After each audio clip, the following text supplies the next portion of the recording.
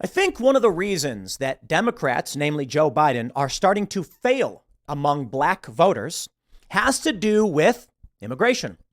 If you spend every election cycle talking about reparations, oppression, systemic racism, etc., but then allow illegal immigrants into the country to the tune of millions and start paying out billions, there's going to be some questions about your sincerity, right? I mean, let's break it down. Democrats love to bring up the issue of reparations, the big factor, a big issue in California right now. So you're going to these people and telling them, as a black American, you are oppressed and you are deserving of some recompense. And a lot of these people in these states say, okay, we'll vote for that. But then you don't pay out reparations. You open up the borders and start dumping money into integrating illegal immigrants into this country. You think people don't notice that? Now, I don't know to what degree that has an impact on the polling, but there are a lot of factors at play. I mean, obviously, the economy, stupid, right? First and foremost, people are probably just saying, like, why are my wages down? Why is inflation up? Why can't I buy groceries? But we have this data. For Donald Trump, he's doing better and better. I think immigration is a big issue. Look, man, it's not just about this idea of reparations for a lot of for a lot of black people in this country. I'm just saying, doesn't there seem to be something broken there? Hey, you were oppressed. We should be giving you money. Okay, will you give me money? Nah, we're giving it to the non-citizens first. Are you kidding me? Look, it's one thing if you're in New York City and you live on Staten Island and they're bringing in these illegal immigrants and you're like, hey, man, that's not okay. You're taking our tax dollars. It's another thing to wave money in the face of people you claim are oppressed. Don't give them the money and then hand it to someone who's not even in this country. Yeah, insult to injury. Or I should say someone who's not even from this country, has no historical ties to it. I'm sure they'll start making up an argument for native displacement or something like that. But right now we're seeing Trump improve dramatically among black voters. We are seeing Trump take over in the betting odds as of today. There are, I got three metrics. Predict It says Biden's in the lead. We've got Odds Tracker, I think what it's called, showing neck and neck tie, same odds in Vegas. And then we've got election betting odds showing Donald Trump is the favorite by 5 points. The polls have Trump ahead in aggregate, but there's a new poll that just came out. Biden's up 1 point. We'll take it all into consideration, but I think you need to realize that Biden and Democrats are starting to lose among the black community. And while it's not necessarily going to be enough, right? Everyone in 2020 thought it was going to be a big deal for Trump, that he was going to get a larger portion of the black vote. He is getting younger black men, which is very interesting. But we'll see. The question, I suppose, is what does the race of the individual really tell us? There are certain things you can probably assume based on a person's race, like who they live next to, because people have a tendency to do these things. I don't think that is necessarily useful to us. However, the bigger question is, are Republicans reaching out to enough people in general? Now, I know everything gets super racialized, and I'm not a fan of it. When it comes to politics, they're talking about how are Hispanics voting, how are black people voting. I don't think that's the country it's not the country I want to live in. I don't think it should matter the race of the individual, but there are trends that people see and they use that. And I'm like, well, I understand. Trump needs to convince more black and Latino people to vote for him. I think Trump needs to convince more people in general. And I think we need an American message, not a racialized one.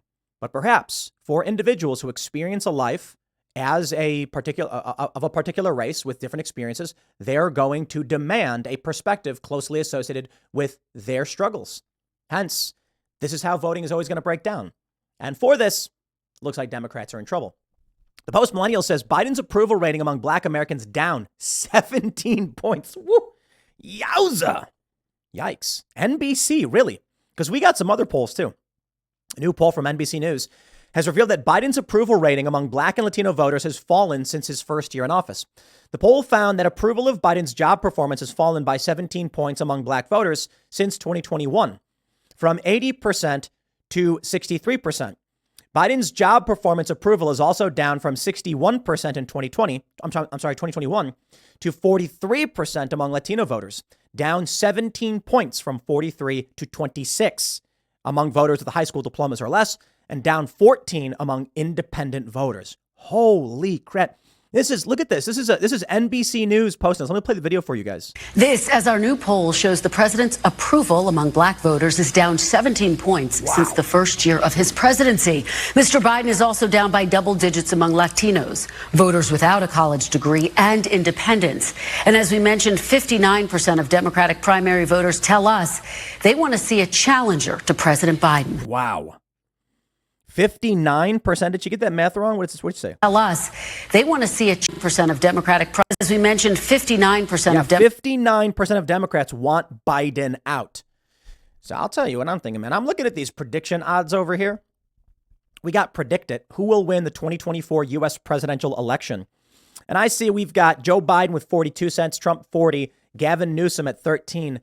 Newsom skyrocketing above DeSantis, Harris, Ramaswamy. I'm telling you, man. Look, they're doing this Gavin Newsom DeSantis debate. Why? I don't know. Unless these men expect to be running for president. DeSantis is. Is Newsom? I got to wonder. Now, predict it is not betting odds. It's people buying shares in the idea. So if you buy one share of Joe Biden at 42 cents to win, if he does win, that share is worth $1. That's basically how it works. I don't know if betting on Newsom in this way is worth it. Don't take financial advice from me. I'm not advocating for any of this. Over at Odds Checker, we have Biden and Trump neck and neck. They're giving the same odds, 175, 175. Interesting. Newsom's up 1,200. Vivek Ramaswamy is 1,400. I find it interesting. Ramaswamy has got better odds than DeSantis. So we will see. We will see. And then over at electionbettingodds.com, Donald Trump is the favorite at 34.6% to win to Biden's 30.1%, with Gavin Newsom at 8%. Now, I just got to tell you, man, we pop over to Odds Checker, and they got Newsom just behind Donald Trump. Now, I got to wonder about that, right? Look, I often think about, I read the news every single day. If I just invested based on the news I was reading, I'd be I'd be a billionaire probably. Not literally, but I just mean like I'd have a ton of money and success in the stock market. Because I look at these stories, news breaks, and it's like railroad company goes on strike or whatever. And it's like, oh, okay, now's probably not a good time to have that stock. Not giving anyone advice, I'm saying for me personally. And then sure enough, you watch and then people learn later on. You and I are more plugged in. So I look at this and I'm thinking to myself, should I take that bet? Gavin Newsom. I don't think Gavin Newsom will be president. But I think it's fair to say if you look at the prediction market, predict it is a better mechanism for making these wagers. Again, not advocating you do this because you'll likely just lose money. So I would actually advocate not to engage in this stuff. I'm just saying, for me, if I was going to make a wager, I would buy shares of Gavin Newsom right now because I don't believe Joe Biden will be the nominee. Look, I know everybody's saying it, but I just don't see it. I don't understand how Joe Biden could be the nominee. I want to have that bias, that normalcy bias where it's like, no, they can't. What are they going to do? What's the strategy? But I'm telling you, man, every time I think about it, I just don't see it making sense. Biden is collapsing among basically every demographic. He's losing support from the black community, from the Latino community. What is this? Are they just sending him out there knowing he's going to lose? I don't see how he improves. Granted, they're going to try and convict Trump and do all of these things and take him off the ballot. Maybe. I just don't get how Joe Biden will be the guy. There's no way he can last. The dude can already not speak. They've got Biden doing balance exercises because he falls so much. In which case, I look at this and I'm like, maybe I should buy some shares of Gavin Newsom. Because what will happen is, I don't think Newsom will win. But if Biden gets knocked out of the race and Newsom takes over, Newsom's shares will go from 13 to 50. So that's how it works. You don't actually have to bet on him to win, just improve, right? But again, I don't recommend any of that stuff. I recommend people, stay away from this. I will say there's an interesting conversation around what gambling really is. And there's the narrow and the broad views. The broad view is that any kind of wager of money against a system and in hopes that the value improves is gambling. That would mean the stock market is gambling. I don't see the difference. Look, let's talk about horse betting, right? We have the horse track here in Charlestown, West Virginia, Charlestown races. It's fun to watch the horses. I don't really care for betting on them because I don't understand half of it. But, you put $1 on the horse with the funniest name and then you cross your fingers and hope you win $10. Because, or I don't know, maybe he's the favorite and you win $1.50. But the issue with horses, I was talking to a guy at the track and what he said was, it's not gambling. And I'm like, horse betting's not? And he goes, no, because people are tracking the breed of the horse's record, the terrain the horse is on, the jockey. All of these factors play a role, and you can actually calculate greater than chance odds of winning and making more money. For everybody else, they show up and they're just like, what are the odds? Bet on the favorite, right? Sometimes the favorite doesn't win, and then you lose money. Whatever. The point is, the narrow view of gambling is that flipping a coin is a gamble because there's no way to predict what it will be. But any system that allows you to gain information and make predictions about what is to come is not gambling. Depends on the percentage. So if you look at blackjack, for instance, and you're counting cards, you have like a 51% chance of winning versus if you're not counting cards, like 49.5%, sorry, 49.5.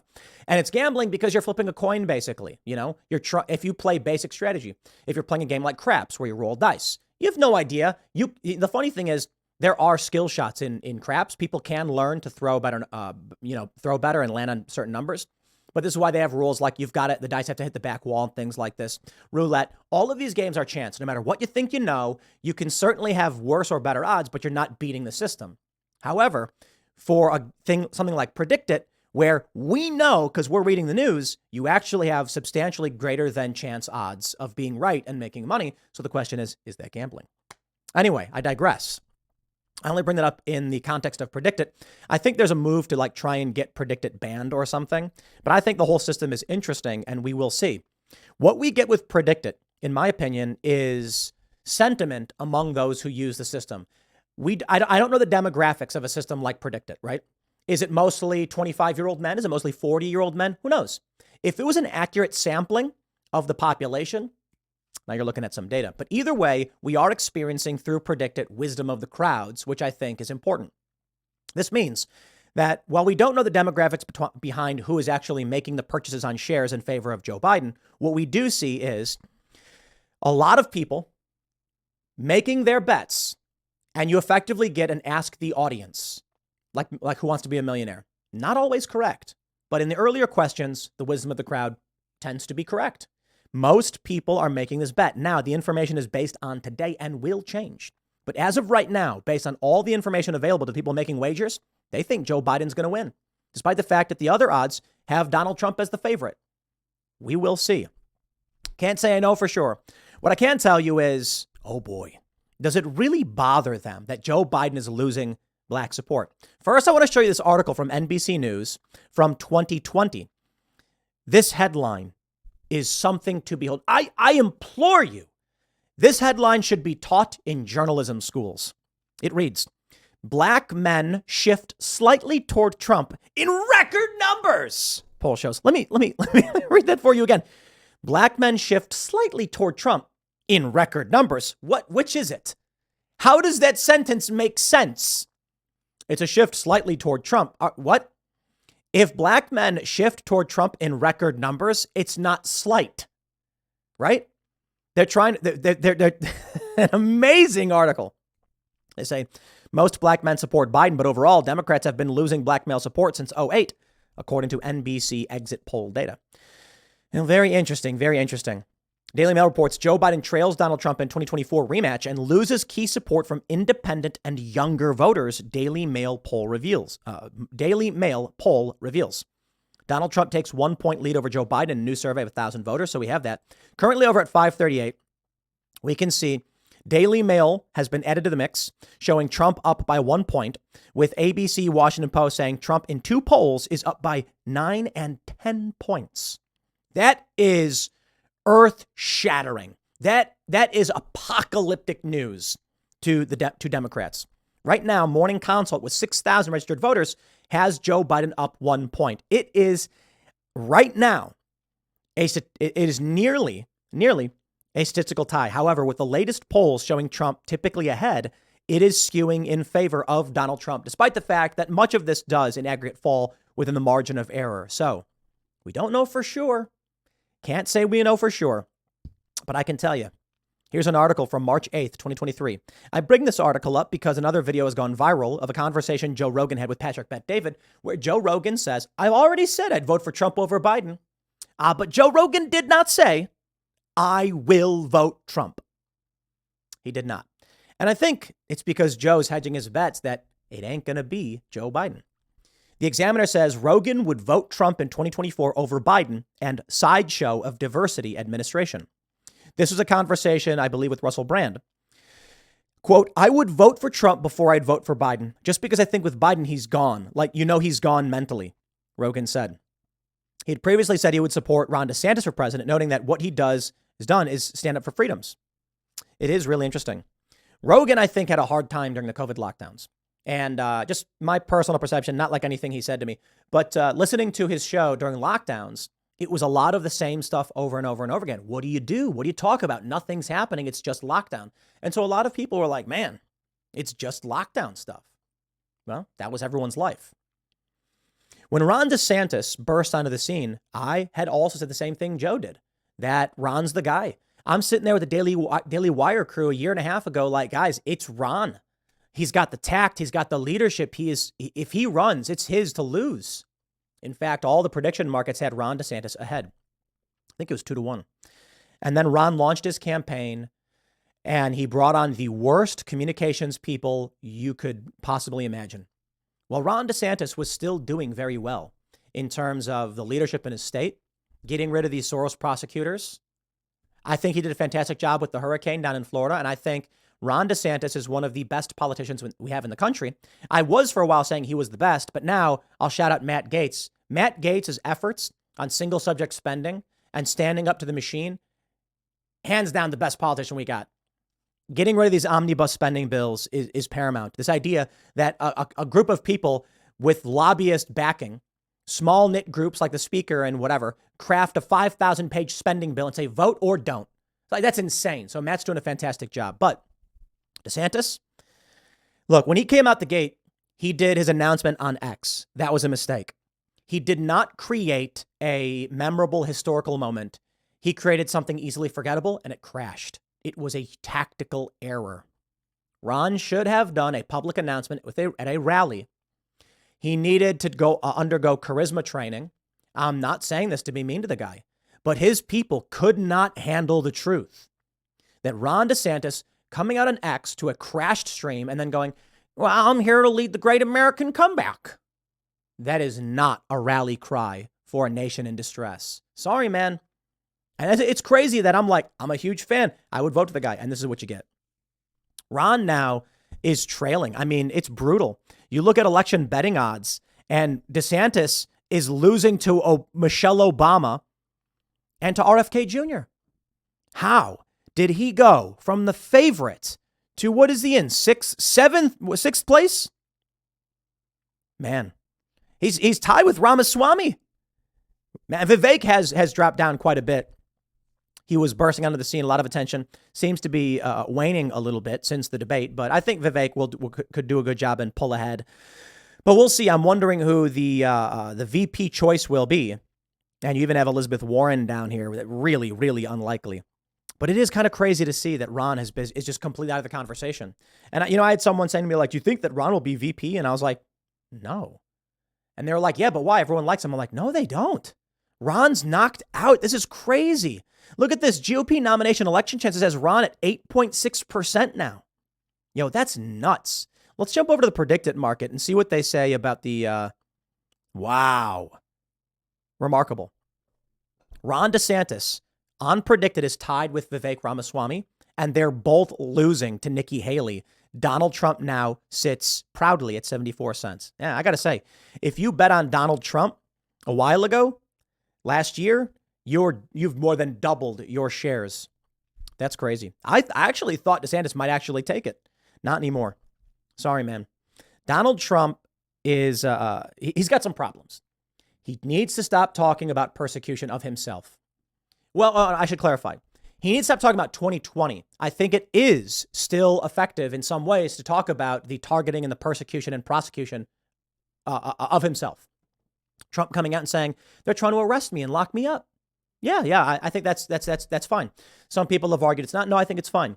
But Trump does need to redouble his efforts on talking about the border crisis. That right there, number one. Donald Trump comes out and says, I built secure fencing, triple layer bollard fencing. We brought in more CBP and federal law enforcement to deal with the influx of illegal immigration. And I was halted by Democrats. Bro, bring out every clip, every video of Democrats saying Trump's racist, and run those ads in New York City. Do it. Show every Democrat being like, we don't need a wall. Let the asylum seekers come in. Show Ocasio-Cortez saying, legal asylees. Play those videos as the people are fighting in the streets against the immigration crisis. Donald Trump, at this point, it's his to lose.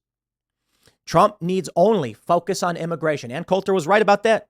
And you are going to see something very interesting. Now, I don't know what's going to happen. I say it's Trump's to lose, but listen, we're a year out. The variables, there are too many. There are too many to count. Things could change. Joe Biden could have a medical issue. Gavin Newsom steps in. Maybe. Michelle Obama maybe announces. Who knows? We'll see. I can't predict the future for you, my friends. I can only look at the prediction markets, but I'll leave it there. Next segment's coming up at 4 p.m. on this channel. Thanks for hanging out, and I will see you all then.